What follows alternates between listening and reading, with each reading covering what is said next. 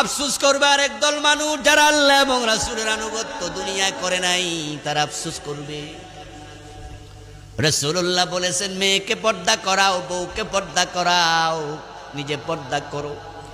আমার রাসূল বলেছেন, 5 ওয়াক্ত নামাজের আযান হলে নামাজে দাঁড়ায় যাও। আমার রাসূল বলেছেন, ফরজগুলো আঁকড়াইয়া ধরো, হারামগুলো পরিত্যাগ করো। আমার রাসূল বলেছেন, টাকনুর নিচে কাপড় পরিও না। আমার রাসূল বলেছেন, সুদে টাকা লাগাইও না। আমার রাসূল বলেছেন, দাড়িটা শেভ করিও না। আমার রাসূল বলেছেন, গীবত শেখায়াত, মিথ্যা কথা বলিও না। কত মানুষ এগুলোর ধারে কাছে নাই, বরং মনে যেভাবে চায় সেভাবে চলে, মুখে যা আছে তা বলে, সামনে যা আছে পকেটে ভরে, হালাল হারামটাও বোঝে না। শুধু টাকা বাড়ানোর জন্যই কোটিপতি, তারপরও সুদ খায় এমন লোক আছে।